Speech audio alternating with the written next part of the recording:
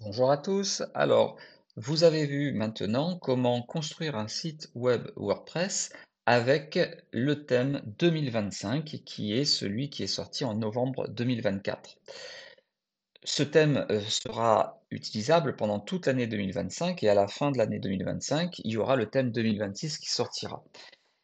Bien entendu, vous pouvez construire complètement votre thème, votre site avec ce thème-là.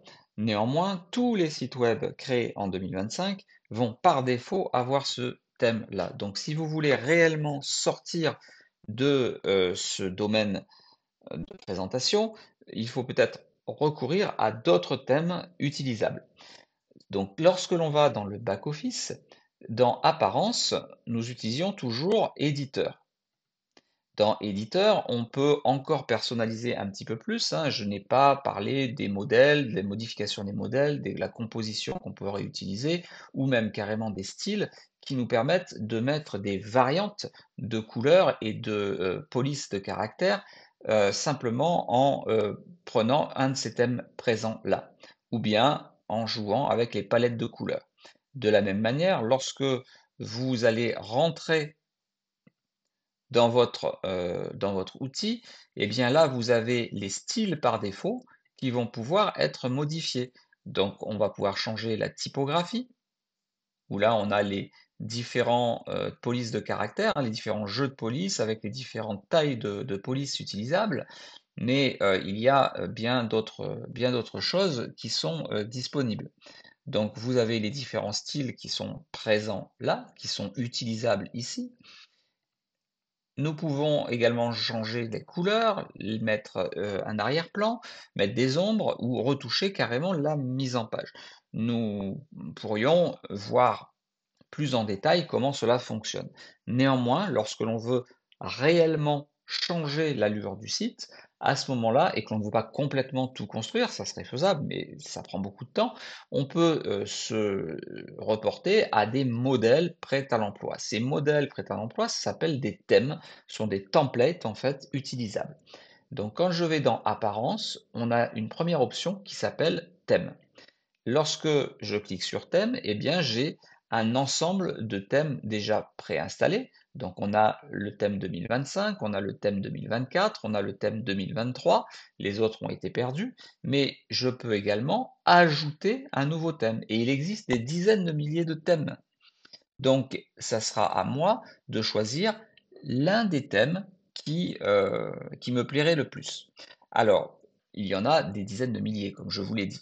Donc, ce qu'on va faire, c'est que je vais aller chercher l'un des plus courants, l'un des plus connus sur WordPress, qui s'appelle Astra. D'ailleurs, il est tellement connu qu'il se trouve dès le départ, là, il est sur ma page d'accueil.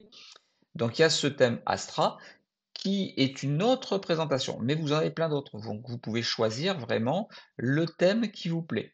Alors, il faut quand même faire attention, hein. C'est vrai que prendre un thème qui est utilisé par des milliers d'utilisateurs, c'est un thème qui est vivant, qui évolue, qui va utiliser les nouvelles technologies, qui va être souple, etc.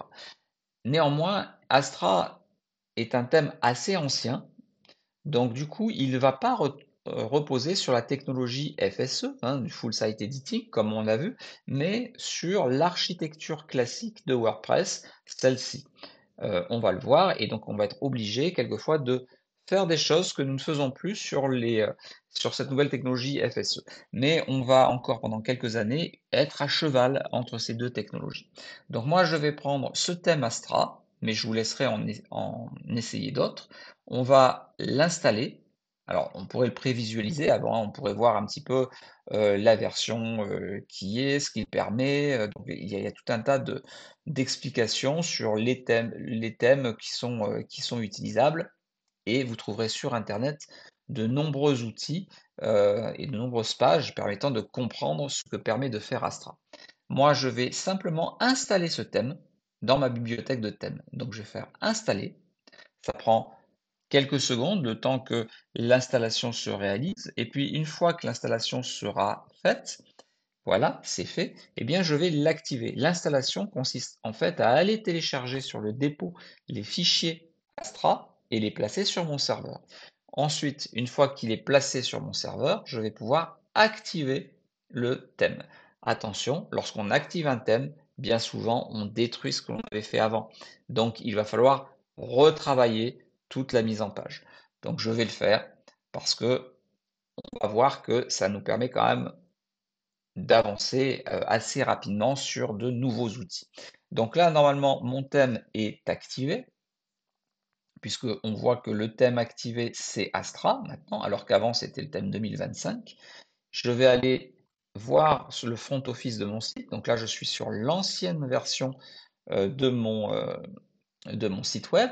Et dès que je le réactualise, dès que je réactualise la page, eh bien, je vais utiliser le nouveau modèle. Donc, on a vu hein, très rapidement que les polices ont un peu changé.